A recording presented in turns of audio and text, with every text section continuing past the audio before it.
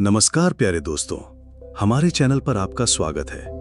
जो लोग पहली बार चैनल देख रहे हैं, कृपया सब्सक्राइब करें ताकि आप आने वाली वीडियो का नोटिफिकेशन प्राप्त कर सकें।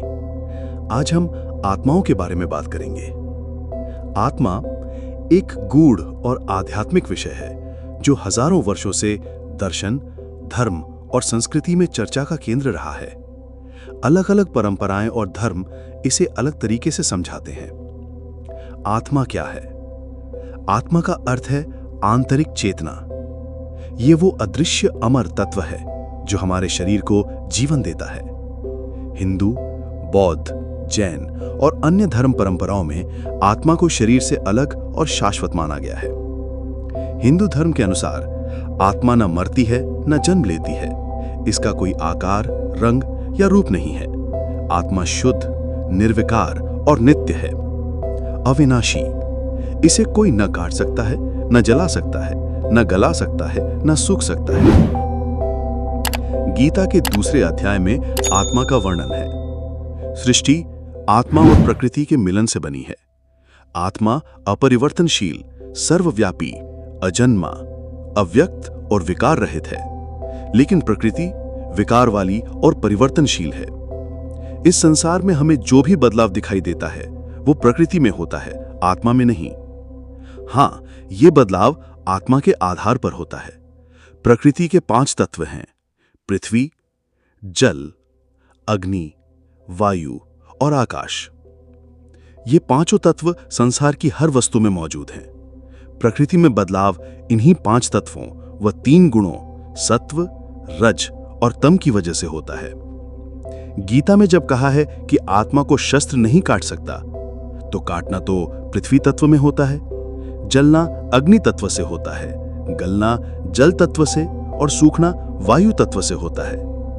ये सभी खूबियां चारों तत्वों की हैं और 5वां तत्व आकाश है, जिसे खाली स्थान कहते हैं। बाकी 4 तत्व आकाश तत्व के आधार पर ही काम करते हैं।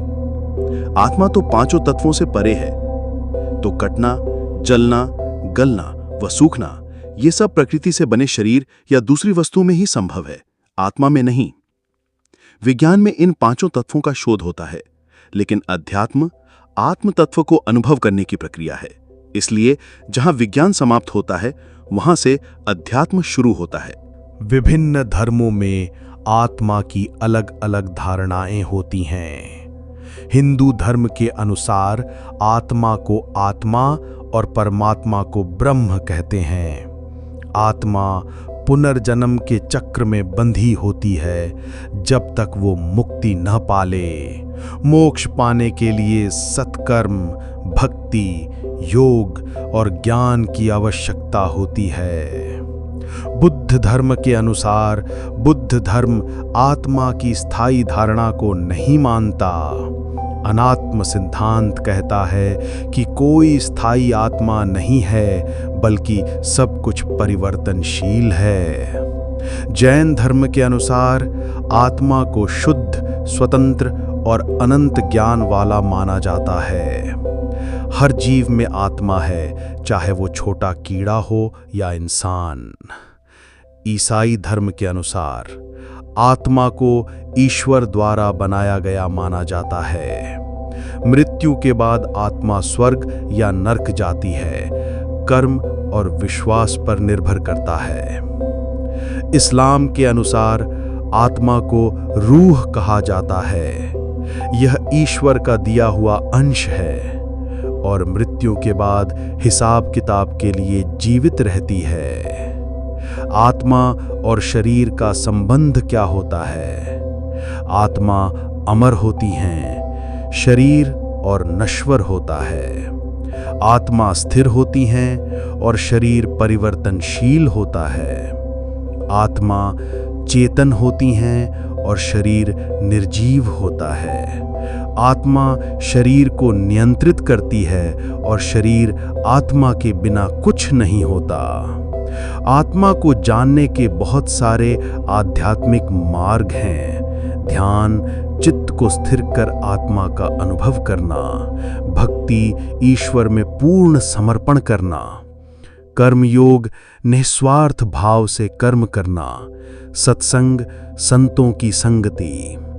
आत्मा से जुड़े संवाद कुछ ग्रंथ देखने को मिलते हैं। भगवत गीता में बताया गया है, न जायते म्रियते वा कदाचित, यानी आत्मा न जन्म लेती है न मरती है। छंदोग्य उपनिषद में बताया गया है, तत्वमसि, तू वही है मैं, यानी तू ही ब्रह्म है।